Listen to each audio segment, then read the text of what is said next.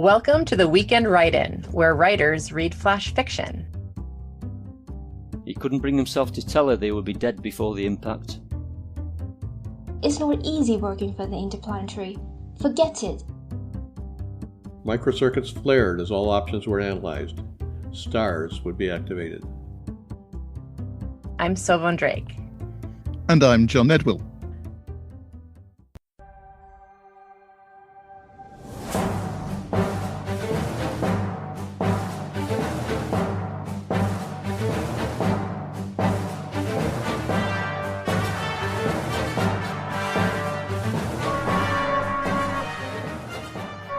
Captain, we have a problem. The ship is doomed. I don't want to hear about problems. I only want to hear you tell me about solutions and quality sci-fi stories. The hull is breaking apart. It cannot take this asteroid field. Should we abandon ship, Captain? Never! Flip on the quantum thrusters, prepare for entanglement, and give me a zinger of an opening line. It was a dark and stormy night. Don't give me that drivel or I'm dropping you into the next black hole I find. We're pulling over at the next planet and picking up some competent writers. Welcome to another science fiction edition of the Weekend Write-In podcast. Today we have guest Jinn Tiole to talk about writing good science fiction short stories. We are also celebrating the 10th anniversary of the Wattpad profile Ooorah, the platform for the science fiction magazine Tavon Cruz. Welcome, Jen. What's new in your corner of the galaxy? Well, we're hard at work putting together the anniversary issue for Tavon Cruz. So we're looking forward to hopefully a nice collection of stories, poems, articles, and well, everything celebrating 10 years of our profile. Well, today we wanted to give listeners some ideas on how to write good flash fiction sci-fi stories. So, if we could ask you some questions, Jinn? Sure. Science fiction is a very wide-ranging genre. It covers a lot of ground, everything from hard science fiction all the way down to science fiction romance. And new writers might find it difficult to know where to start. What do you think makes for a good science fiction story? Well, for me, an important part of a good science fiction story is to have a believable world, a world that may be very close to our own or may be very different, but it has to be believable. So we want to see a world that works. So normally in a science fiction story, it would be based on kind of science and not on a concept of magic or something. And also for me, very important in a good science fiction story is that it has an interesting storyline. So I don't want only to read about the world, but also to have an engaging story. I prefer to have kind of a twist, something that really takes me in, that makes me reflect the theme the writer is writing about.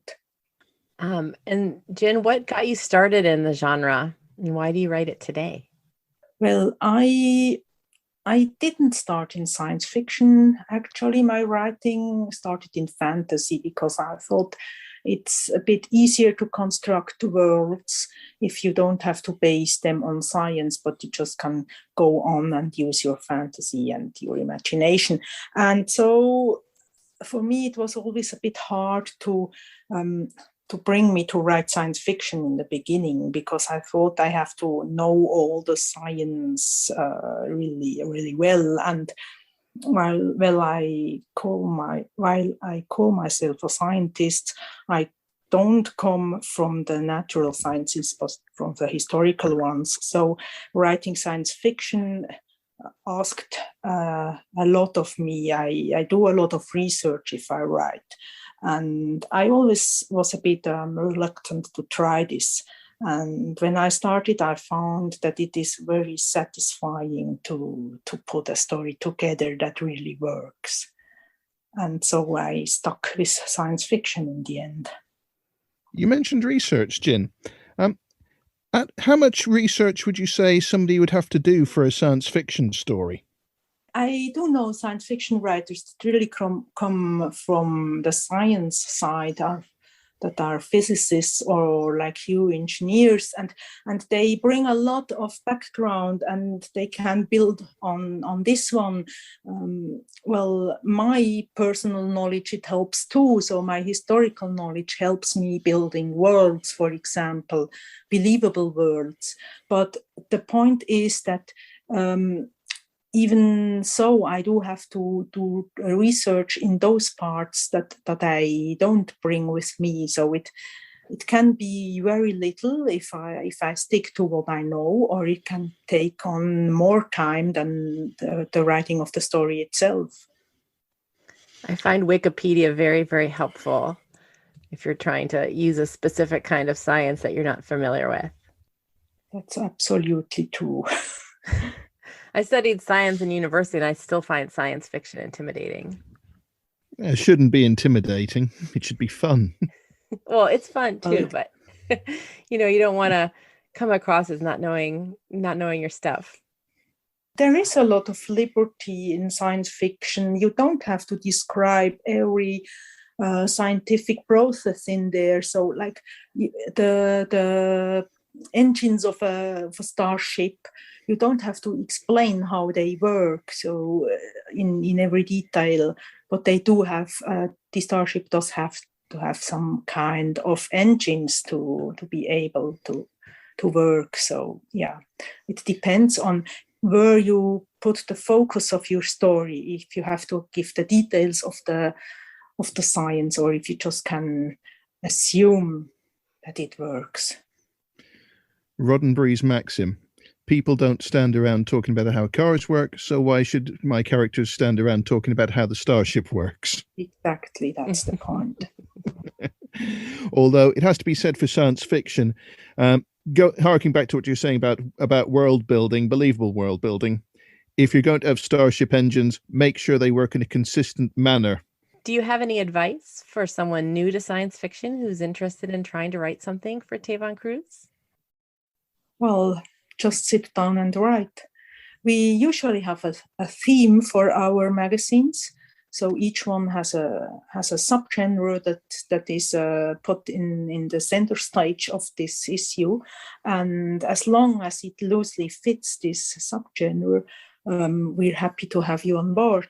And an advice is, well, just try it, try out. It is a very useful platform to find your foots in science fiction, to try out new things, and we are not really discriminating on anything. I couldn't agree more. It's how I got started writing some science fiction stories. So I was very scared to submit my first story, but it's been fun ever since. So I'm glad I went for it. Is the 10-year anniversary, what day will that release on Wattpad? The 10-year anniversary. It's planned for October the 3rd. Okay. So I'll give my best to to push it out then. Yeah. Those of you listening to the podcast, the 10-year anniversary issue of Ooorah will release on Wattpad on October 3rd. And does that have a theme to it? What is the theme? Anniversary punk. That's right. So we're making an anniversary special edition for the 10 years anniversary. Still talking about advice for science fiction writers, what pitfalls would you say should be avoided by new writers? Well, that's a hard one. I'm not sure there is anything totally unacceptable. But if you want to find a footing in science fiction, you probably shouldn't start with too much fantasy content. So, writing about magic is acceptable in certain frames, but it shouldn't be all about magic also. Like, it shouldn't be all about sex, because we are really talking science fiction here, and people are waiting for a story that brings in new elements, new twists, and they want to have something to do with science driven world, a world that is in itself interesting and not just that everyday world we live in. So, on a personal note, what kind of science fiction stories do you like to read? Mostly everything. I think I started reading science fiction. I started first reading science fiction myself when I stumbled upon the book of Pesek, the Czech writer Ludek Pesek, writing about a trip to Mars. And I think I was maybe 13 at that time, and I really believed that this was true. So I was fascinated by the story. And then I found out that no, humans didn't travel to Mars. And I was like, how did he do that? And from then on, I was caught. I was really hooked with science fiction, and I read everything I could lay my hands on. At that time, it was hard to get German science fiction. So as soon as I was able to read English, I found like an opening into a new world. And funnily, at this time, the only English science fiction books that were available for an affordable price were Star Trek fan fictions in our region. So I just read everything I could from this genre. So yeah, that's where I entered the world of science fiction. And as soon as we got a new school library, I just read my way through all the classics that were available there. And yeah, so I think I don't really have a favorite genre. It's just as long as the story is good, as long as the world is believable, I'll read it. So no favorite genre, but any favorite writers maybe? Oh yeah, sure. Well, my first really favorite was certainly Asimov, and then came Lem, and then I stumbled over Douglas Adams, which is a huge favorite. Also, Roger Sillani was one of my really favorite writers for a long time. Yeah. And I also like very much the stories of Jerry. She was the one who showed me what world building really means. And if you want to see really impressive world building, I can only suggest you try her out. So, Jinn, I'm realizing that Jinn, you're actually the current captain of the Ooorah mothership. Did you ever think that you'd be taking the helm? No, not at all. That was really, yeah. I just stepped in when I realized that we now have to do something to keep that ship flying, and it is really important to me. And so I decided, yes, I'm going to do that. We will see how it goes. And yeah, here we are. Are you currently it's still afloat? It's still afloat. Are you currently still recruiting crew? Oh, we're always recruiting crew. We are really open. We are happy with everyone who wants to step on board and offers a story, an article, a poem, whatever. We are really an open crew. People come and go all the time, and I think that's part of the fascination of this concept, that we don't really have. You don't have to qualify or do something to qualify. You just can come, and you also can go. And I saw that on the Discord chat that there's that the coordinates are set towards the 100th issue. When will that come up? The next one will be 94, I think. So yeah, getting close. Early summer. Yeah, we're getting close. Yeah. Yeah. And do we know where the ship is going to go after that, or we just have to see where fate takes us? Well, I'm actually starting to plan now for the next year, so I can publish hopefully in a month or so the schedule for next year. And we will certainly take the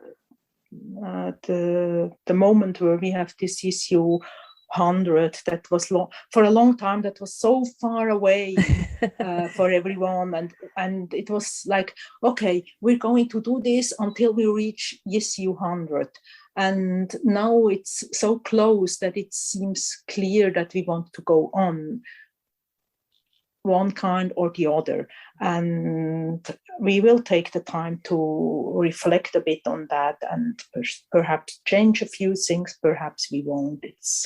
It's all dependent on what the crew wants. Yeah. This is also coincidentally the 2-year anniversary of this podcast. I don't know if you remember that, John. Okay. I remember we did start it 2 years ago. Yes. So we're glad to have a co-celebration. You're already focused on number 100? Oh, I don't know about that. We haven't really been counting. Okay. I just look at the hard drive space it takes up, that's all. Well, thank you, Jinn, for joining us. Thank you for leading Ooorah and Tavon Cruise into the future. Thanks a lot. And well, I'd like to thank everyone, and including you too, who contributes to this magazine, because without you, we couldn't do it. We need our writers, we need our contributors to make this project what it is, what it has become. And I'm pretty sure that we have had more than 100 writers over all the time, and I'm really happy to be part of this family. Long may it continue then. The Last Hyperion by Matt McBride.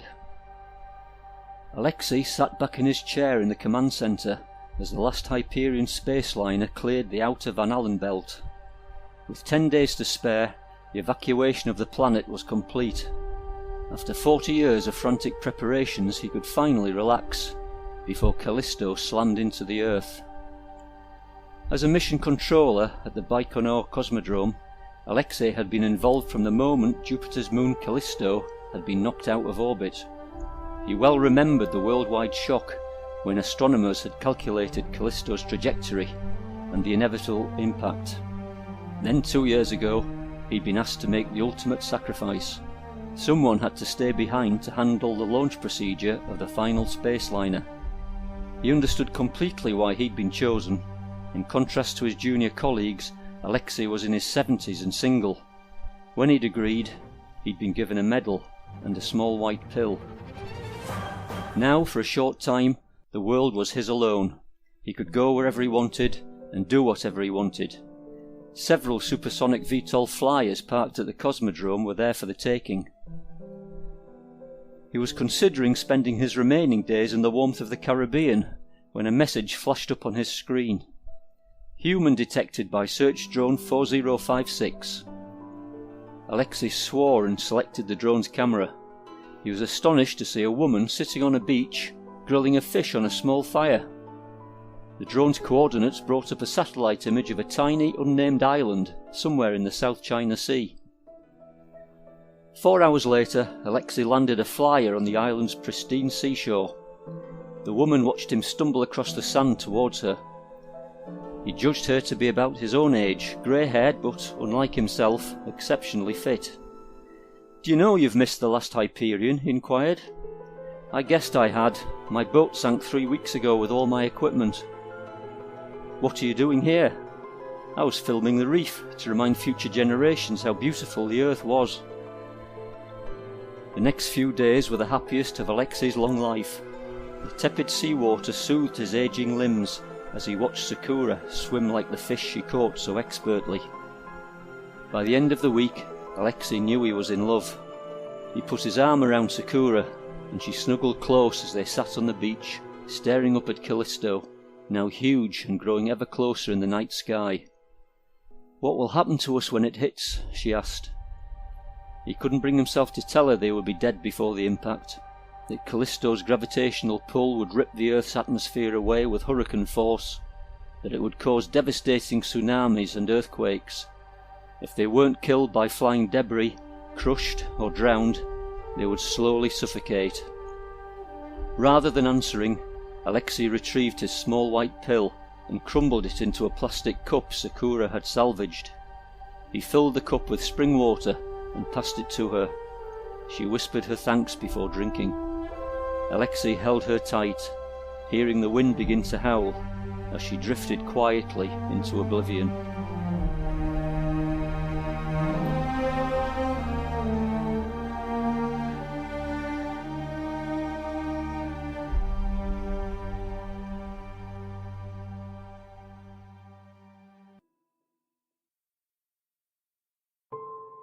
Candlelit dinner. What do you mean you can't come? Are you? Tori, I said I'm sorry. Something came up. Anger rocketing to the surface, Tori stared at the ghostly image of the man, eerily overlapping her living room. Uh-huh, that's what you said last time, and the time before that. It's not easy working for the Interplanetary. Forget it, she hissed, swiping at her watering eyes. I had Artie make a full feast for us too. Tori swatted away the hologram and flopped down on the sofa. A long minute elapsed. Would you like some tea? Asked a polite voice. She raised her head to see the impassive face of Artemis, her android assistant. He stood by the dinner table, his body gleaming black and silver. Her eyes drifted to the table laid out for two, bathed in the soft golden glow from a dozen candles. Tori got to her feet, trotted over to the table and flopped down. Artie, would you like to have dinner with me? His silver lips quirked up at the corners.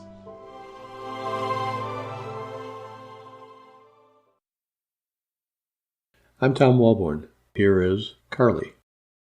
Linda was awakened by the strong smell of something burning. It brought back the terror of her childhood, the night she lost her grandmother. She lay there for a moment, waiting for her mother to come to get her. Then she remembered that she was grown now, with a husband. Richard. She slapped the bed next to him to wake Richard, at the same time throwing off the blankets. The bed was empty. Richard was gone. Heart racing, she pulled on her robe and ran barefoot from the bedroom. She found Richard in the kitchen, window open, flapping a dish towel ineffectively at the black clouds of smoke swirling into the ceiling. Sorry, love, he told her sheepishly. The bread jammed in the toaster. I was going to surprise you with breakfast in bed. When her heart stopped racing, she told him about the fire when she was young, about her mother grabbing her and her brother in the middle of the night, about how her grandmother did not make it. I want a fire detection system in the house, she told him. I'm sorry, I know it's expensive, but I cannot sleep here any more without feeling safe for all of us. She rubbed her swelling belly. The salesman was obnoxious. He kept overselling his product and avoided telling them how much it cost. Of course you want your family to be safe, don't you? And what is 6 months' salary compared to the safety of your loved ones? When Richard finally heard the cost of the system, he gulped. But as obnoxious as he was, the salesman was right. How could he, Richard, put a price on his family's safety? And safe they would be. The system included smart detectors linked throughout the house, screening for over a dozen different noxious particulates. They reported back to a central processor, Carla. Carla's algorithms determined the correct course of action. Anything from your slice of burning toast to sneaking a smoke in a garage will be acted on, depending on how you set it up, the salesman boasted. But the feature that closed the deal for Richard was STARS, the safe transport of affected residents. If Carla determined that the family was in immediate danger and no other resolution was going to be effective, she would transport them to a safe place. This is a sophisticated system and proper setup is vital to its performance. To absolutely guarantee your complete satisfaction, I will stay here during the installation to personally ensure that it is set up properly, the salesman offered. But by then Richard was fed up with the guy. He thanked him politely as he signed the contract and ushered him out the door. Carla was even better than advertised. She politely advised Richard when the toast was about to burn, and warned Linda when a stove burner was left on. She reminded them occasionally that her setup was not complete. Richard always meant to do that, but family demands always seemed to take precedence. Months passed. Linda was not quite yet full term when Carla signaled a problem in the laundry room. A buildup of lint from the clothes dryer had caught fire. Carla was advising immediate evacuation. Richard was at work, and Linda was still in her bathrobe. She ran to the bedroom to get dressed.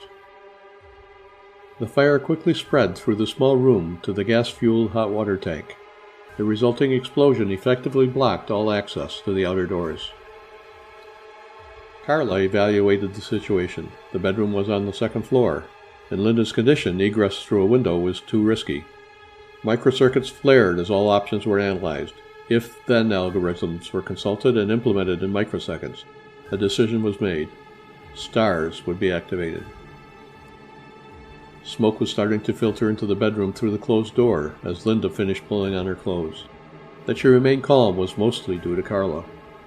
"The fire brigade is 7 minutes out," she advised in a calm voice, and, "You have time, don't forget your meds." And then finally, "STARS protocol activated." It was the last thing Linda heard. A bloom of light filled the room, and when it dissipated, there was no smoke, no noise, and no bedroom. Linda looked around, protecting her belly with both hands. There was nothing but gray. Richard had neglected to set up a safe destination. A man will do everything in his power to protect his family. Given that basic drive, why doesn't he read the directions? Without that, the only safe haven is the Twilight Zone.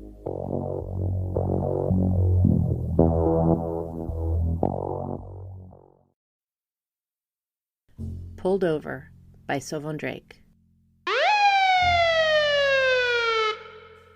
Marjorie Gray sat in her squad car with the lights on and steeled herself before she stepped out and wrote the speeding ticket.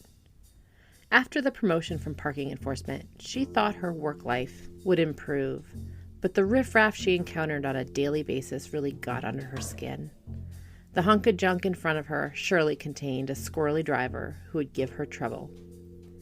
She had tried to perfect the art of waiting a few minutes before approaching a vehicle, a tactic designed to unnerve drivers. She was a cop, after all, and the police were supposed to be fearsome authority figures. Maybe she didn't get respect because she was a woman, but given the undefined genders of so many drivers these days, she doubted it. She approached the vehicle and peered in the window. The occupant appeared distracted, but given how many sets of eyes this species had on roving stalks, it was hard to tell where their attention lay. Finally, it opened the airlock with a hiss. "Do you have any idea how fast you were going?" she asked the driver through her tablet's universal interpreter. It transmitted her question in a series of beeps and hisses. "Just passing through, ma'am," came the reply. Trying to play it cool, thought Marjorie, while she watched the creature's dozen or so tentacles slither over the dashboard. She noticed 1 inch towards the glove box. "You can't go 17,000 miles an hour in a landing zone on this planet," said Marjorie. "I'm going to have to write you a ticket." The reply from the interpreting tablet was a long series of pitiful whines and sniffles. "Save your poor me song and dance," replied Marjorie. "You were given the rules along with the entry data by ground control." Marjorie took her eyes off the alien for a split second. When she looked up, it had reached into the glove box and pulled out what looked like a grenade and ripped off the pin. Before she had time to react to the danger, the foul smell of methane and hydrogen sulfide accosted her nares. "You have got to be kidding me," she thought. "Sir," she said sternly, "I'm afraid I'm going to have to report you to the Interstellar Armed Forces for being in possession of a weapon and attempting to overpower local law enforcement with it." The tablet interpreter responded with an incomprehensible word that sounded unmistakably like a curse. "Look, Buster," said Marjorie, losing her temper. "That bomb of yours might work to overpower other species, but humans create about 10 farts a day. Just because it isn't deadly here doesn't mean we won't prosecute you to the fullest extent of the law." Before the interpreter tablet had even finished her tirade, she felt a slimy tentacle softly and lovingly caress her inner thigh. Rolling her eyes, she took out her stun gun and blasted the creature in the forehead. It flopped over in a pile of noodly arms and eyeballs. That's it. She quit. Tomorrow she would ask for her old job back. Hey everyone, I'm Nan. I'm going to recite a poem named Progress. I'm always in transition, and it's okay. I'm a work in progress, learning day by day.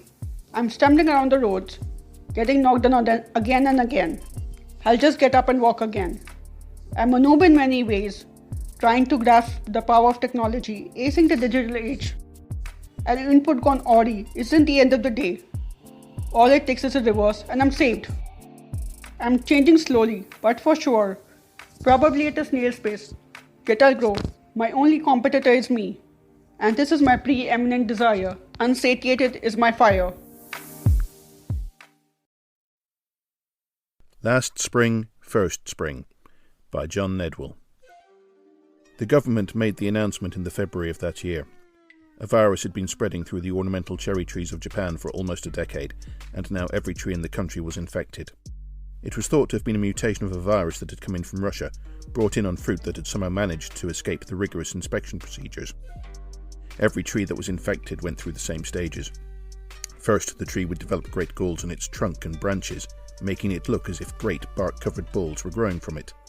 Then the wood would become rotten from the inside. Finally, the infection would spread to the leaves and flowers. An infected tree would have one last spring of blotchy glory.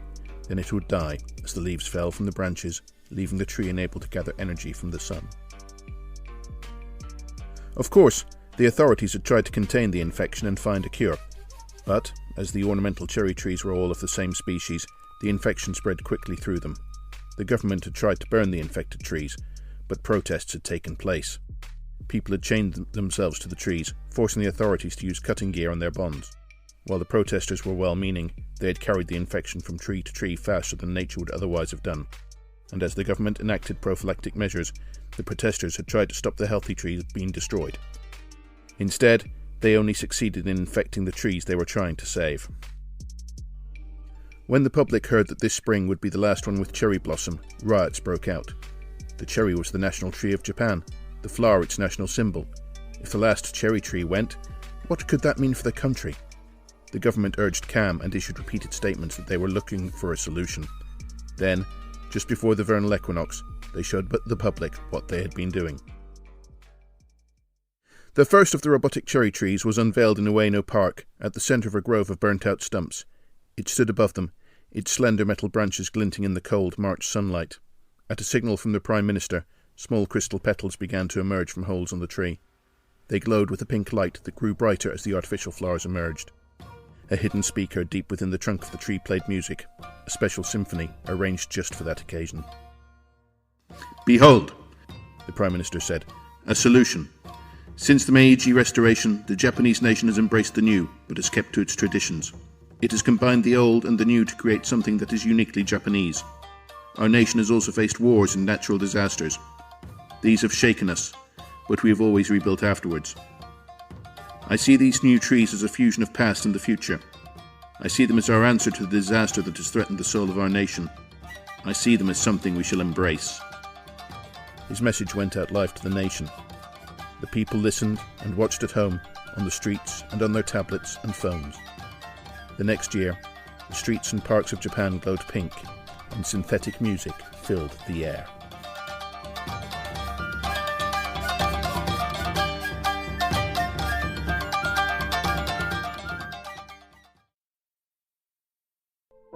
Salt by Jinn Tiole.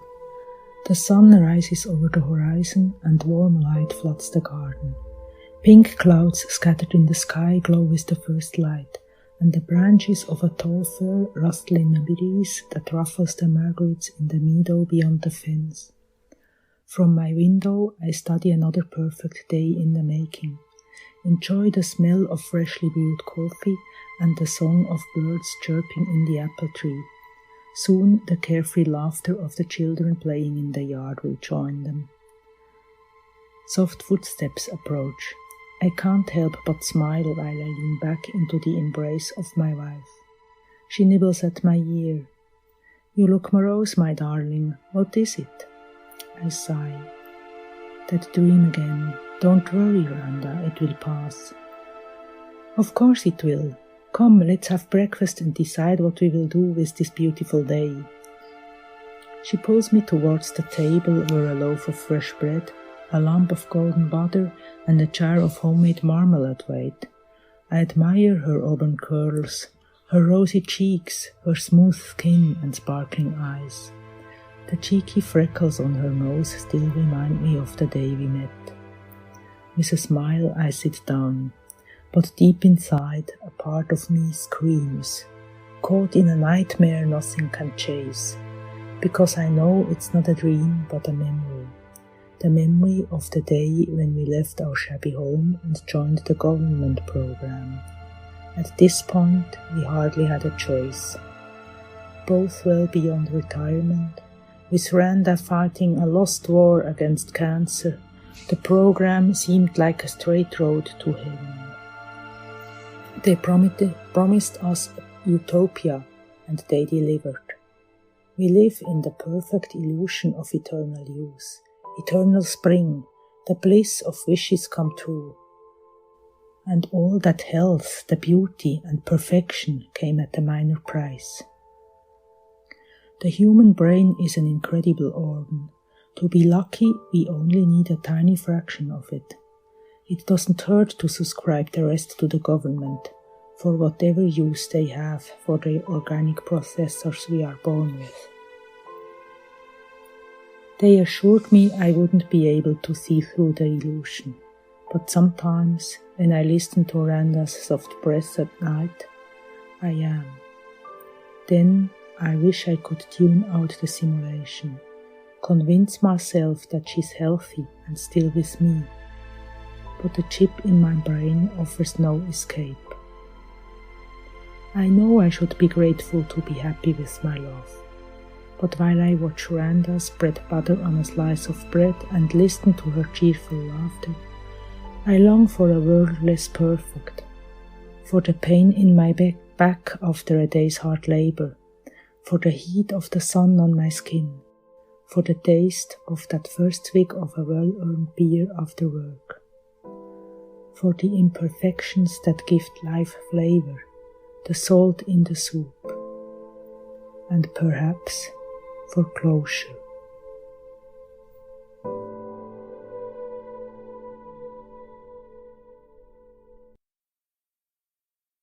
Thank you for joining us for this episode of the Weekend Write-In podcast. For more episodes and links to more work by these authors, go to our website at www.weekendwritein.wordpress.com. The Weekend Write-In podcast is co-hosted, produced, and edited by John Nedwell and Sylvan Drake. In this episode, royalty-free music is from festlionstudios.com, sound effects from BBC Sound Effects Archive and freesound.org. Nice work. I guess I'll keep you on as my co-pilot. But I want a short sci-fi story every week from you. 2 on holidays. Do you understand? Aye, aye, Captain. Yes, Captain.